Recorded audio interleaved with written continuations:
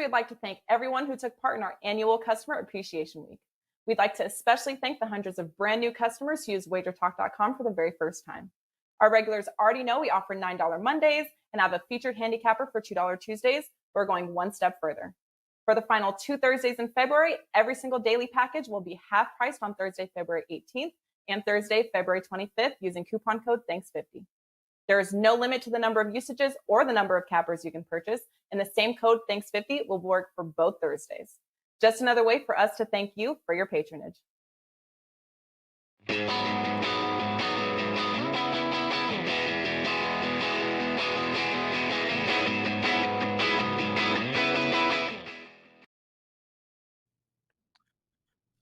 Welcome to WagerTalk Today, everybody. I'm Lawrence Presman. My co-host in crime, Teddy Covers, and today's show, well, Dave Cokin right off the top. We're going to talk one hockey game, the Canadiens and the Jets. It'll be a fun conversation. There's a lot of interest in this game. Ohio State, Michigan State. A lot of interest in this rivalry, too. And Nebraska versus Illinois. Teddy, how are you, brother? I'm doing just fine, Prez. How about yourself? Dude, I'm rocking and rolling. I hit a PB on the Peloton. I try to hit one once a week. It doesn't happen all the time, but man, I got to go hard to hit those PBs. Anyway, Matt, before we get into the show, I got some business I got to take care of right off the bat. I want to point out some streaks that are going on at WagerTalk and Sports Memo because some of the guys, Teddy, are just absolutely on fire, and you're really included in that, dude. Let's go to some NBA runs right off the top. Oskheim Sports, 11-1 in his last 12 NBA plays. That's just outstanding, 11-1. Ronald Kabang, you can find him over at Sports Memo, 16-4 in his last 20 NBA games. And, of course, Teddy Covers, 8-1. And 20-8, and you have a longer term run as well. Do you remember offhand what it is, Teddy? I think 61% over the last 120 something plays dating back to August. So the NBA has been consistently good. Wow. And we won again last night. We swept last night. We swept on Tuesday night, all sports. So yeah, we're running pretty good, Prez. Awesome stuff. And Teddy, 8-1 run. I'm on a 10-3 NBA run, and I feel like it's not even worth mentioning given the monsters that you guys are putting down. College basketball, Drew Martin, 6-1. College hoops run, Brian Leonard, 14-5. Just so much good stuff going on. And guys, Rocky in the NHL on a 14-2 run. So many people are doing so well. Dave Cokin won all 4 of his plays last night. We got a promo for everybody this Thursday and next. It's Thanks50. Use that promo code Thanks50. Get anybody's package at WagerTalk for half price if you use the promo code Thanks50. And it's Throwback Thursdays over at Sports Memo, Teddy. Select group of handicappers, only $5, so check that out. Brother, it's B6 time, and I'm not going to appear in it. Oh, yeah. Oh, you might. We'll find a way for you to get in there, Prez.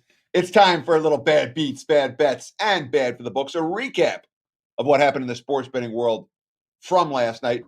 And I want to lead with the Pelicans. Opened -9. Closed -11.5. No Jeremy Grant for Detroit, and the Pistons on the second of back-to-backs playing with point guard deficiencies, let's say. Well, the Pistons led after 1. They led after 2. It was tied after 3, and then a fourth quarter disaster. They're about to lose by 13 until Josh Jackson drains the meaningless 3 on the final possession. They weren't going to foul if he missed, and they only lose by 10. Is it a bad beat? If you had the Pelicans -11.5, sure. Kind of. They drained a meaningless 3 at the buzzer. Was it a bad bet? Absolutely. Line open 9, closed -11.5. You're trying to lay 11.5 in a game that you could have laid 9 with.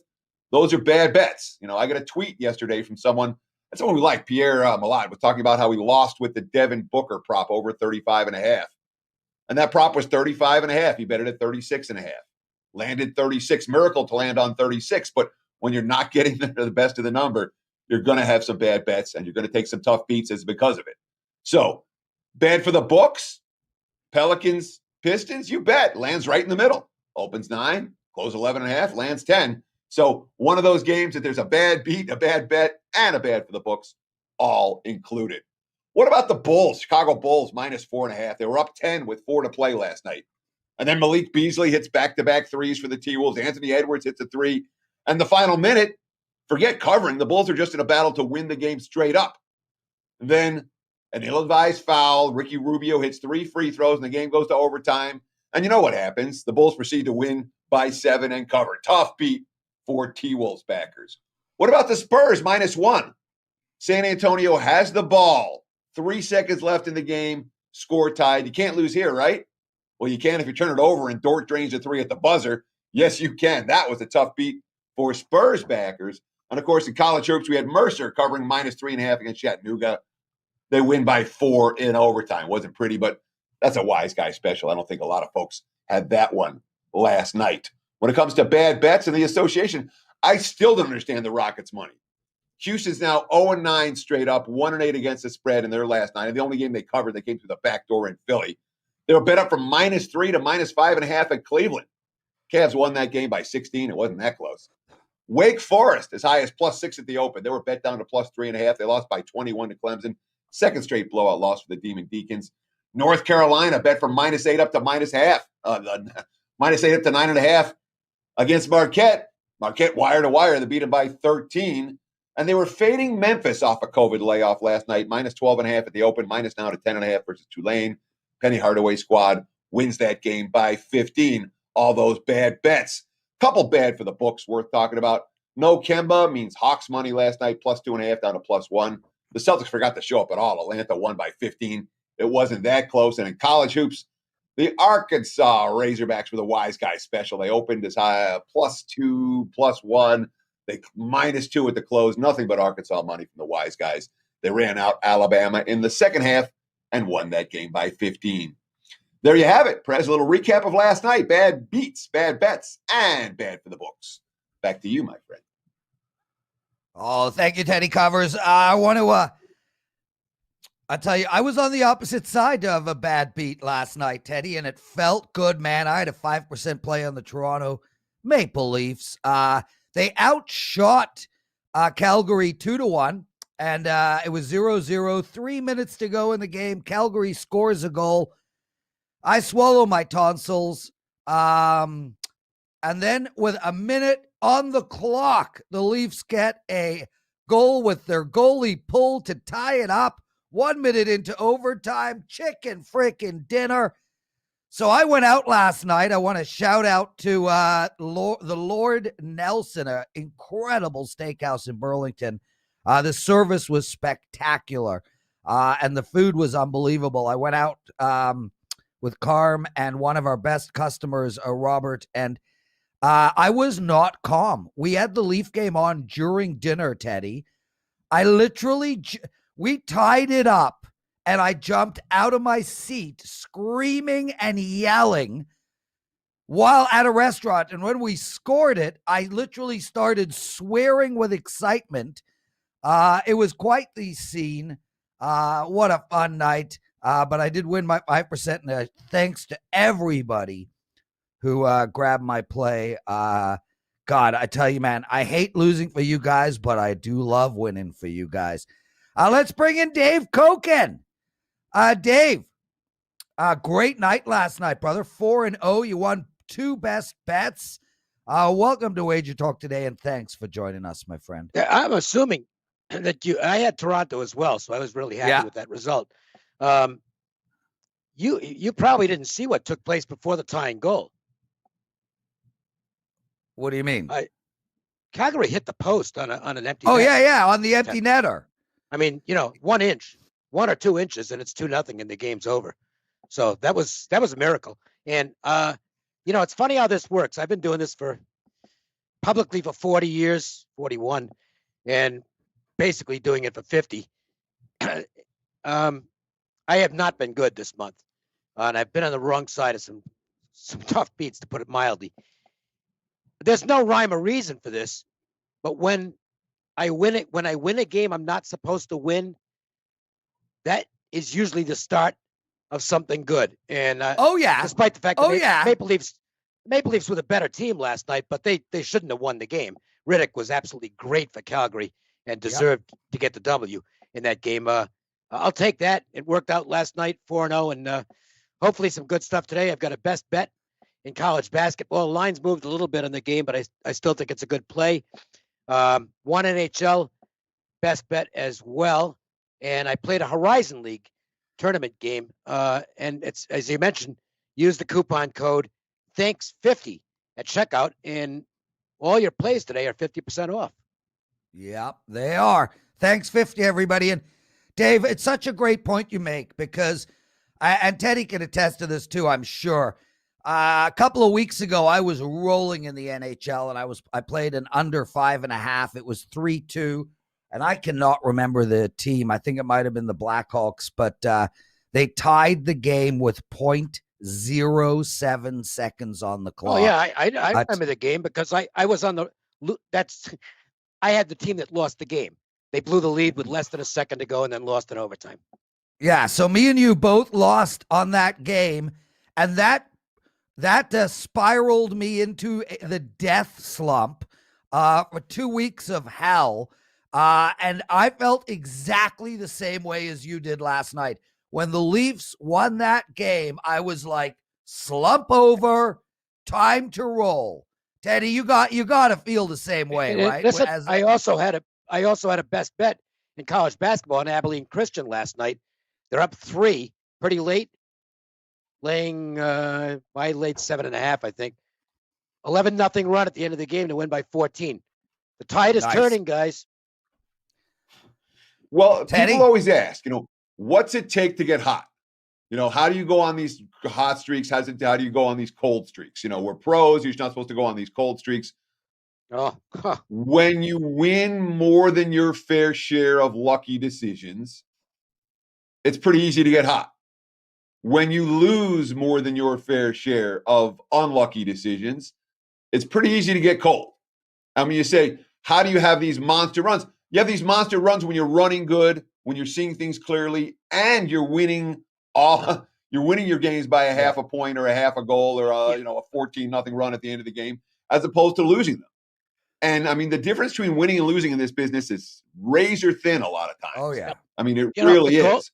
The goal is that, and this should be the goal for any winning capper. Just go 50% on the coin flips. That's all you want. Yeah. Go 50% of the coin flips, and you're going to be fine. But when you get in Teddy those and I streaks were, where you're, go ahead. Teddy and I were talking about that last week, Dave. Let's get into some actionable info. Let's leave the hockey game to last. Let's go to the Ohio State-Michigan State game. -4 to Ohio State. I'd love to hear how we should bet this game, Dave. Well, it's dicey, but Michigan State might be able to win this one. They're off their best game of the year. It's been a trying season for Tom Izzo's team, but they were really good against Illinois. Won the game by 9, led all the way. I think they trailed 5-0 early and then just blew them out. Absolutely blew out Illinois in the second half of that game. It wasn't as close as the final score indicates.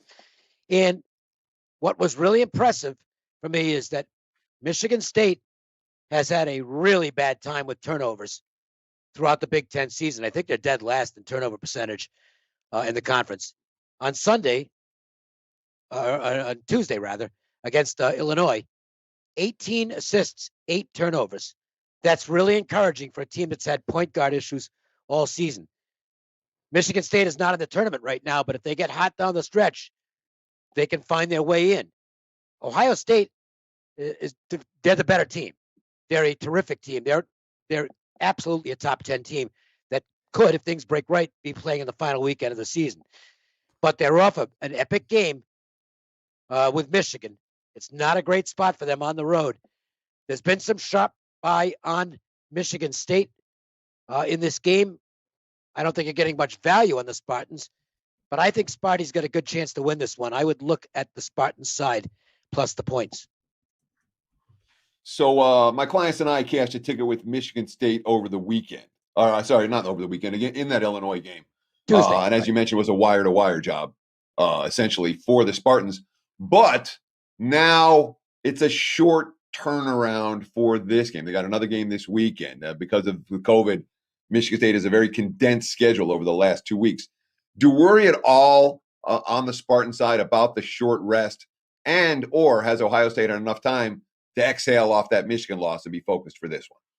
I don't worry about the short rest yet, because what we've seen, and this is, of course, a unique situation this year because of the COVID cancellations.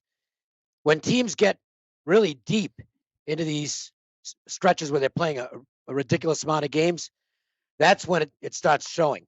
This isn't too bad. It's, they played Tuesday and now they're playing Thursday. But then they've got another game Sunday, and then they've got another game Tuesday, and then on the later games in this could be really tough.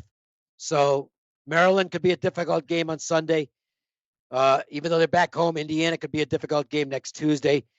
But I think here, I kind of like the idea of them wheeling back in 48 hours off their best game of the year. They've got the momentum right now, and that'll give them a chance to knock off Ohio State tonight, I think. Dave Cokin joining us, everybody. 4-0 last night. He's got a big card up tonight. Get any package for half price. Use the promo code THANKS50. Also at Sports Memo. Select group of handicappers are only $5 today. Dave, Nebraska versus Illinois. Minus 16 here. 144 as the total. I know you're probably going to look at the side. Which team will long gone? Oh, yeah, well then, long gone. What is it now? It's 12.5. Oh my God. Yeah. And I was going to be on Nebraska in this game. And I thought, well, this is going to be a spot where, Nebraska's no good. And you got Illinois coming off a less than sensational performance, we'll put it that way, as they got waxed on Tuesday at Michigan State. That's why I included this game. This is good because we can talk about the two sides coming out of that Michigan State game. Maybe going with Michigan State and going against Illinois, even though they're off a loss. And the thought about going against them was that this will be an unpopular play on Nebraska, which I don't mind. I don't mind taking unpopular dogs. Unfortunately, it's become extremely popular. And at 12.5, it's Nebraska's looking to avenge an overtime loss. They played with Illinois. Really, they gave him a great game the first time around and almost beat him. And Nebraska's actually playing better now, even though they're not winning games. But 12.5, forget about it. There's just no way I'm taking a discounted price like that. I don't want Illinois in this spot, even though they're off a loss. It's still, to me, look like a spot where they might get competed against by the Cornhuskers. But there is no way I can take 12.5. In fact, I guess I'll go back and look at the game, because if it gets any cheaper, I might just have to play Illinois just on the value. Yeah, and Dave, this is when I was right there with you last night. Nebraska on my short list. I'm like 16. That's and I saw it tick down to 15.5. I'm like, all right, if it holds 15 or higher, I'll be interested. When you see those overnight wise guy specials where the markets come in and go nuts, and they're going against, Illinois is a team that can boat race their opponents when they. It could be a close game for 30 minutes, and the Illini can go on a 20-2 run and take this team out. But what's your strategy when you're talking about the big overnight line moves? Do you ever are those just games you're going to leave alone? Do you look to fade them? Do you look to get involved? What do you do when you see a line move 3 points off what you saw last night? Oh, there's a few reactions.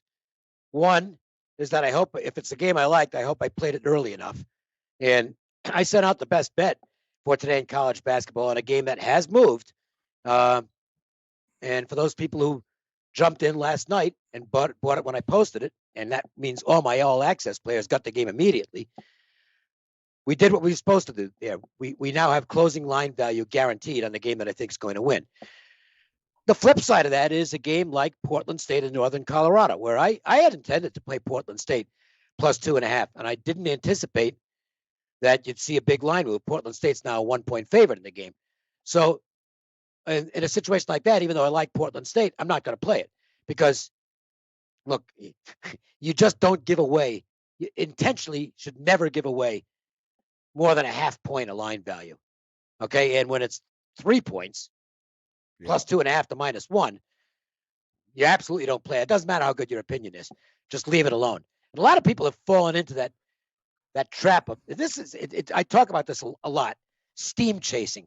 We've seen it on these MAC games the last couple of days where there was money showing up, and then here comes the public and says, oh, they got information. We're going to jump on. And they got the living crap knocked out of them in both games. And then there was another one that won. But steam chasers lose.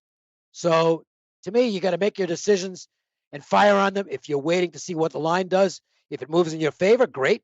And if it doesn't, if it goes against you or to the point where you lose your value, just skip the game. You don't have to bet a game that you like, just even if there's lost value, just leave it alone. Always better to miss a winner than put out a loser. Dave Cokin, everybody. Dave, Teddy, one of our listeners who is here every single day. He wanted to know if either of you guys had thoughts on the Oregon Ducks game. Real quick, I know we didn't discuss this, but Teddy, I'll go to you first. Dave, anybody? This also falls into kind of the same category. It's in the pick'em range, so it's not horrible in terms of line value loss. But Stanford was 1. Now Oregon's 1.5. I lean Ducks, but I +1, and I know it doesn't sound like much. Well, what's the difference? +1, -1.5. It's a difference, believe me. Long term, you just can't make bets like that and be profitable. So I like Oregon, but I don't recommend it at -1.5. Yeah, Teddy, and you want to Oregon was on my short. Oregon was on my short list last night after reviewing the game. I decided not to play the Ducks. Lean, but no bet. Yeah, same. Let's get to some hockey. Dave, you want to talk about the Montreal-Winnipeg game? Montreal on the road going in to Winnipeg. Look, Montreal, I think they've lost 6 in a row, give or take. Winnipeg, 3 of their last 4, 2 teams heading in a different direction. And here we have Montreal favored, which is a crazy surprise to me. However, I think the big factor here is that their coach, Claude Julien, got let go last night. Look, like we saw with Mike Babcock, these old school disciplinarians, when they're let go and a breath of fresh air comes in, usually the team opens up a little bit, puts up some points. I'm curious as hell to hear your take on this. I know a lot of people like Montreal tonight. Oh, yeah. I'm staying away. This is becoming a really, really popular public angle. In-season coaching change, get on the team. I mean, it's just picked up incredible steam, and everybody bets it now. It's like, it's an autoplay, free money. So the odds makers have obviously started making adjustments in these games. You can still find, when it happens in college basketball at a school that nobody gives a crap about, you might still be able to take advantage of it. But it happened with Northern Illinois, of all teams, earlier this season in college basketball. Nobody pays attention to them, and they canned Montgomery, and for about 2 or 3 games, Northern Illinois played out of their minds and were very competitive. And then they returned to they regressed to their normal form, which is usually what happens. At the pro level, it's just become an autoplay for too many bettors, and the odds makers have adjusted, and that's why Montreal is favored in the game. Open as a 120 favorite, and it's ticked up to about 125. I like the Canadians, but I'm not going to lay 125 on the road because you're just getting crushed on value. I mean, the game should be pick 'em at best. Winnipeg should probably be the favorite based on current form and the fact they've got 2 goalies playing well right now, and the Canadians don't have any, basically. I think Montreal wins, but what I'm going to do is wait for them to win a game under the new coach. If it's tonight, that's great. And then I might get on them for a while because I like the angle where you wait for the team to win a game. Then they've got a little positive momentum. And then maybe you can ride them for 2 or 3 games until, things adjust back to where they were. And I have a feeling things might adjust back to where they were at some point for Montreal. They're still a flawed team.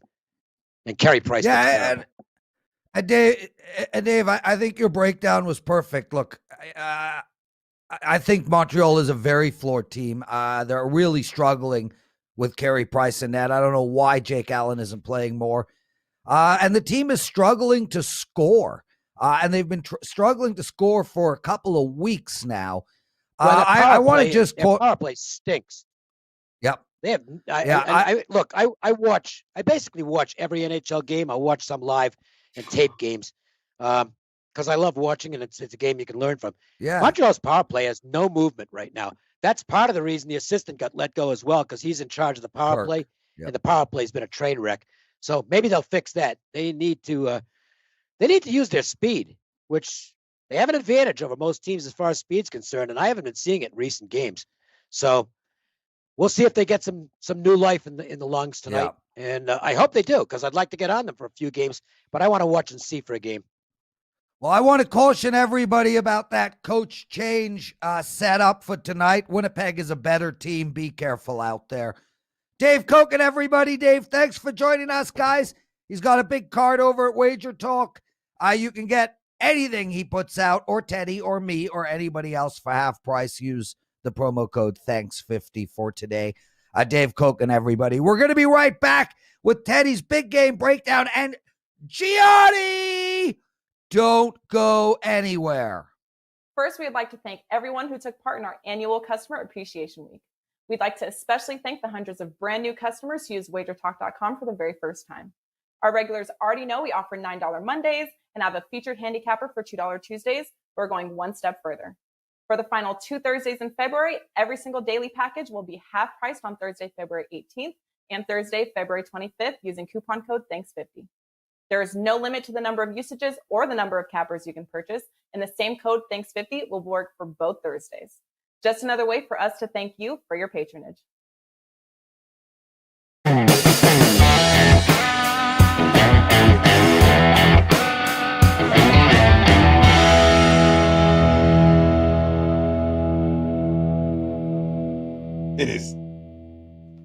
It is time for today's big game breakdown. Let's talk the New Orleans Pelicans traveling to Milwaukee to take on the Bucks.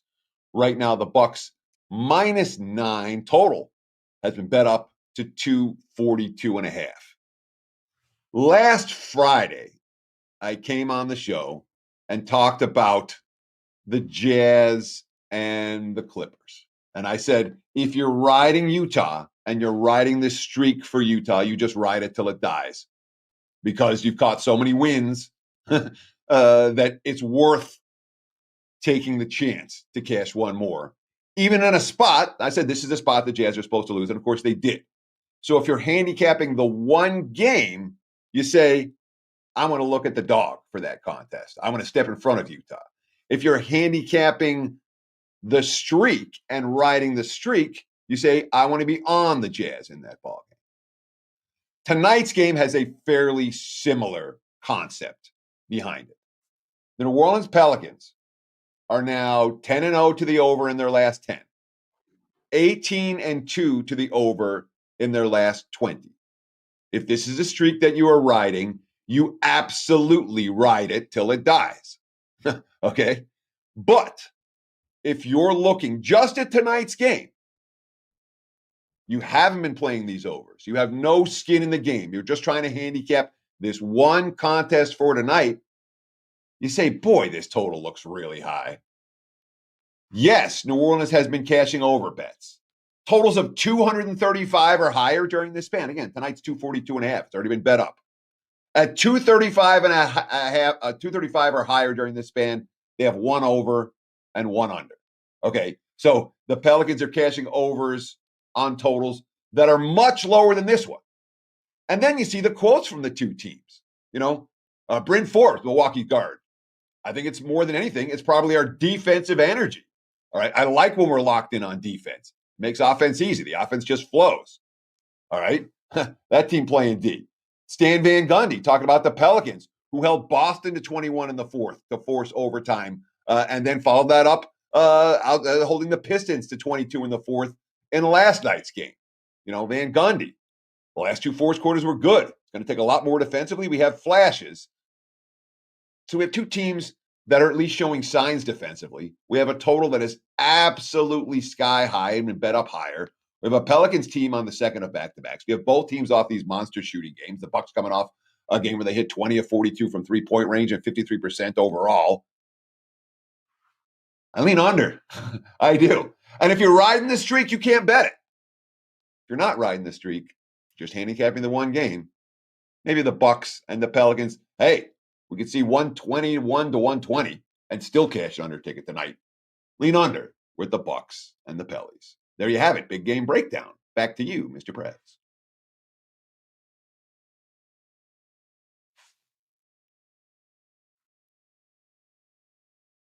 Yeah, you muted yourself again. Every day. You're still muted. Look at the button that you need to be pressing so that you're not muted anymore. I muted myself because I was enthralled with your pick. Jazz over. Wow, man. I mean, and the way you broke it down, the trends, the analysis, it was awesome, dude. There's only one problem. I didn't talk about the Jazz game, and I didn't recommend the over. So you weren't listening or paying attention. You were on mute doing something else and forgot to hit the unmute button.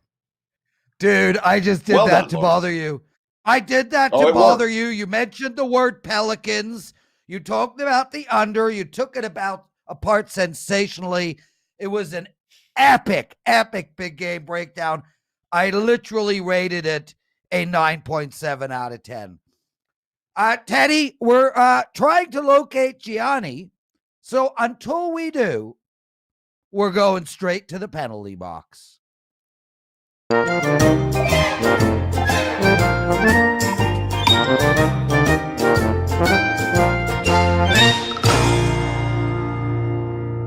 God, I'm feeling like I'm like walking to a well in the 1920s to fill up a bucket of water so I can feed the family. Oh, this music is good, Joe picks. Anyway, I just want to point out a couple of things before we get into two of my NHL plays today. Guys, there have been incredible comebacks this year, and I've been taking advantage of it. Last night, had you have bet the Arizona Coyotes going into the third, they were plus 1,800. Live in-game betting. They won. On Monday night, they were down 3-0. They were plus 2,200. They won. We saw the same thing play out with Edmonton in Vancouver a few nights ago, down 3-0, 1,800. They won. So, guys, pay attention to this stuff, because if you find a better team, like Edmonton better than Vancouver, Arizona's better than Anaheim, and they're down early in the first, we are seeing comebacks on a regular basis. So take advantage of that. As for my free picks tonight, well, yesterday I gave you guys a client play on Philadelphia, and they won. I released to my clients. I've got another client play for you all tonight, and that is Florida minus 130 over Dallas. And I'll tell you, I mean, 2 games in a row, 3-1. Dallas won last night 3-0, and Florida outshot them 2-1. Florida put up 50+ shots, which is insane.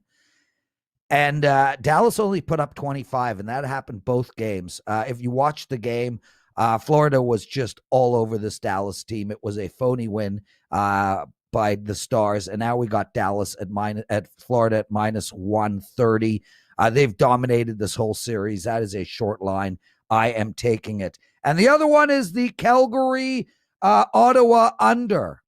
Calgary clearly is playing incredible defense, shutting the Leafs down for almost 6 straight periods. Ottawa isn't scoring much at all. It's a 6.5. Grab that game under the total. Teddy Covers,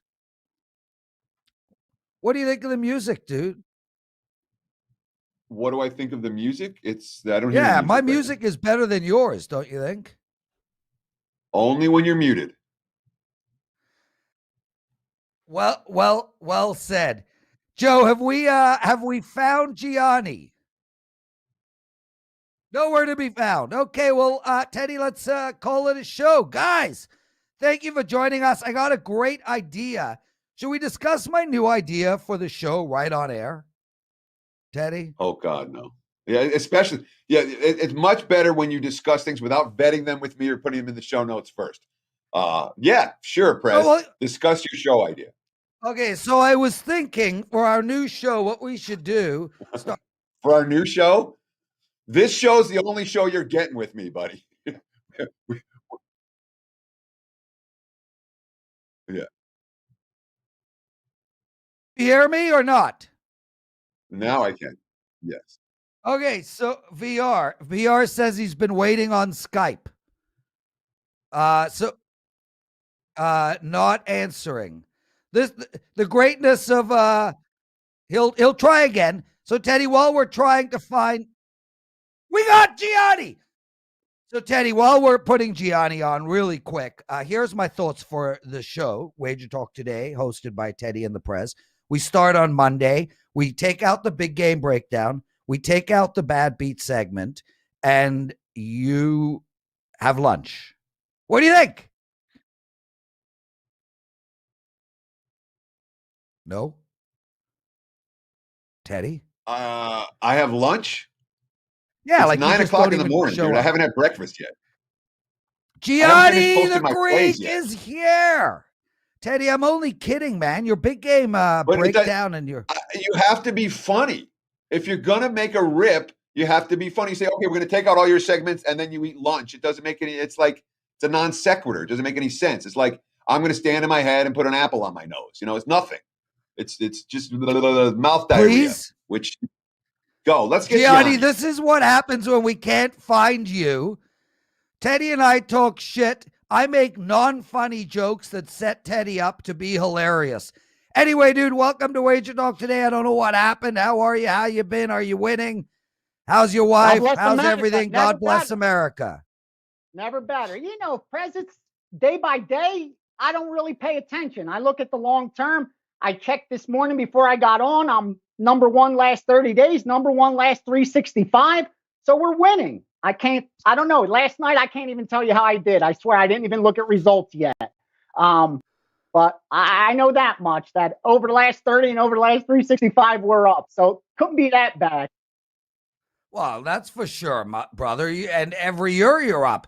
I mean, we have a laundry list of all your accomplishments. None finer than snagging your wife and getting those beautiful teeth put in. Gianni, let's get to it. NBA, Memphis. Under the total, tell us why. Yeah, and unfortunately, that line's moved too much since I sent it out to you and to my subscribers. I think we're looking at like 225 right now. And I first bet it at 229, 229 and a half, all the way down to 227. And then backed off a little bit. And the reason's pretty simple. You're looking at two teams that have gone way over their last few games. The last 10, I think, for the Clippers is 8-2. Memphis is 7-3. So right around there, 15 of the last 20 combined have gone over. So obviously lines are going to be shaded a little more towards that higher number. And we took advantage of that with that 229 and a half, coupled with three refs who've been, averaging around that 223, 224 mark. So I thought it was a good bet. Now at 225, I'm not all that sure. And I'm afraid if you're betting it to 225, you're probably hoping to be the product of good luck. I'm not too sure there's any edge remaining. And I just like to be honest with you guys. It may go out there and they may only score 220 points and it's a great winning bet for everyone. But the truth is the value was there up until 227, maybe 220.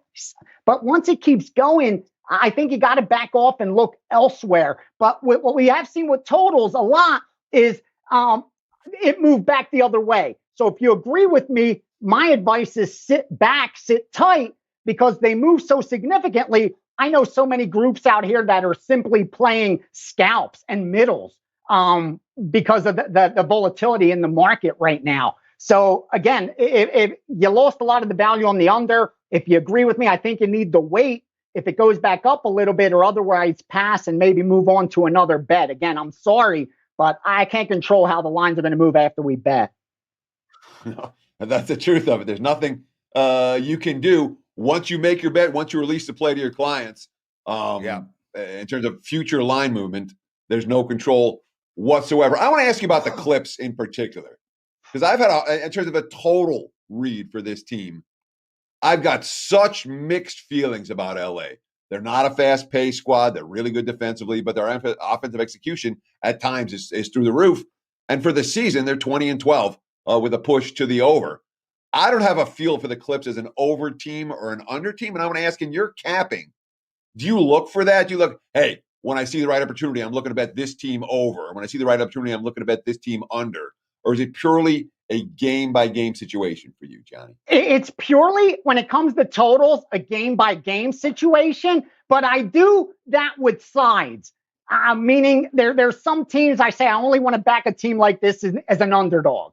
Or I only want to back a team like this.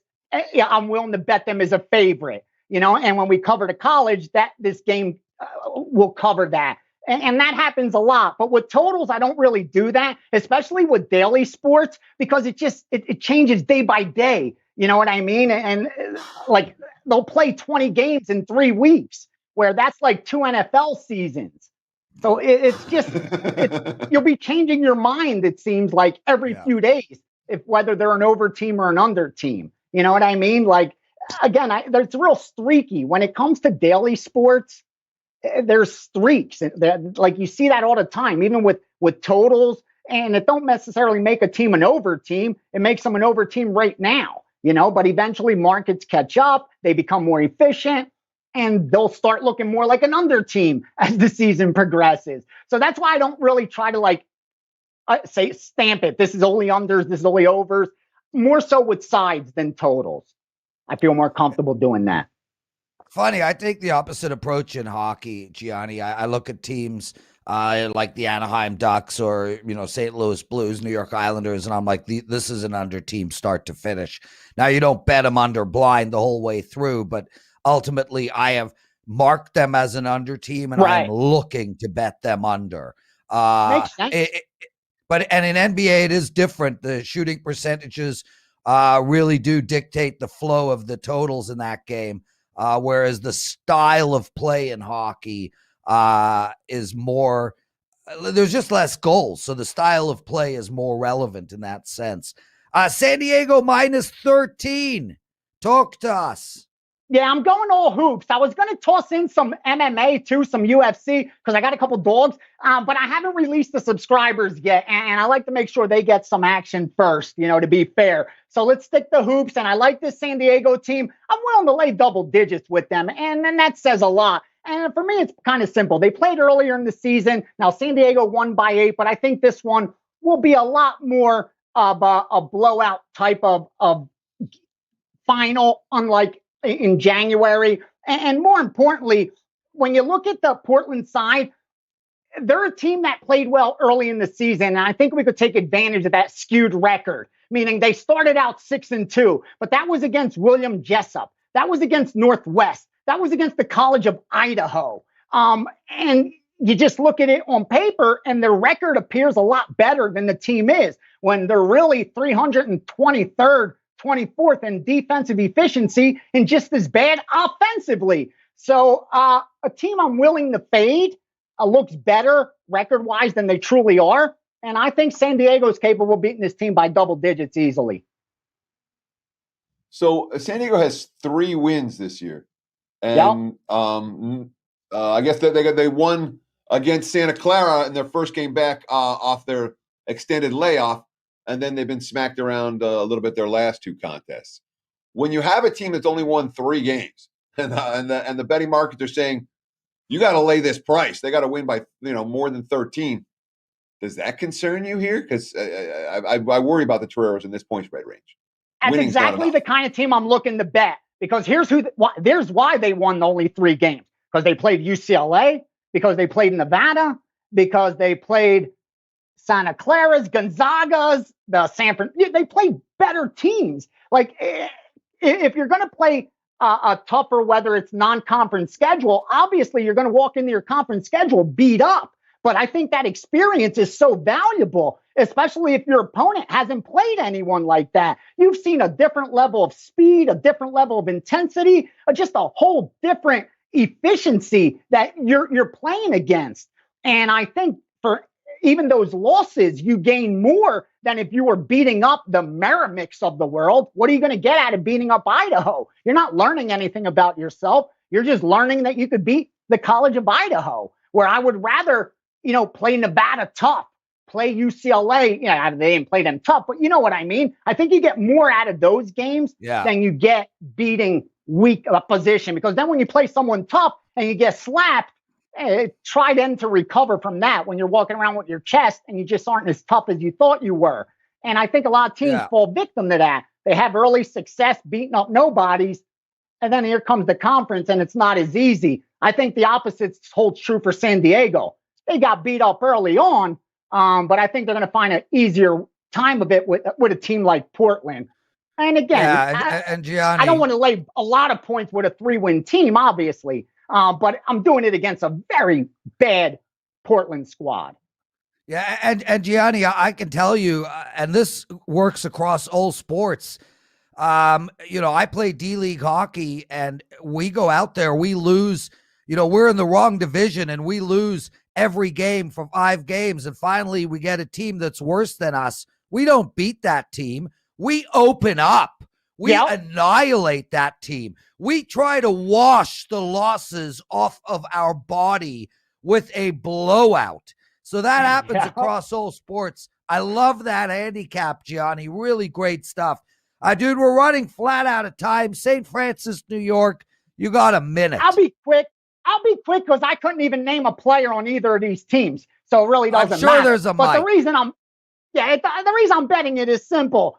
The tougher non-conference schedule, once again, and Merrimack is one of those teams that shouldn't be laying points. What Teddy touched on, exactly what we talked about.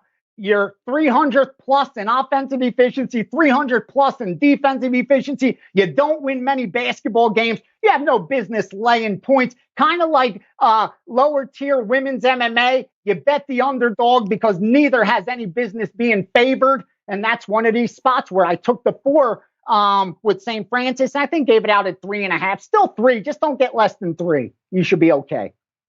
Unbelievable stuff, Gianni. One name, a dog in MMA. Give me one name. Cachero, Vince Cachero. There you go, everybody. Gianni the Greek, Dave, Cokin, Teddy covers me. Big shout out to Joe Ranieri. Everybody, please use the promo code THANKS with an S, 50. That's thanks 50. Half price off of everybody's package over at WagerTalk.com, and it's Throwback Thursdays at Sports Memo. Select group of handicappers, $5. Gianni, you went 10-5 last night for your clients. Congratulations. Woo! Teddy, take us home. Sure. Enjoy the games. Good luck tonight. We'll be back again in 23 hours and 10 minutes or so right here on Wager Talk Today, your Sports Central for gamblers. Each and every Thursday, sportsmemo.com Thanks, goes fella. back in time and you can daily pick packages priced at only $5. And yes, for those wondering, that includes 5% best bets, normally priced at $30. This is the real Throwback Thursday. As an added bonus, all first-time customers will be credited $25 in wager bucks after their initial $5 purchase. So each and every Thursday, make sure to go to sportsmemo.com and get best bets from the hottest cappers for only $5.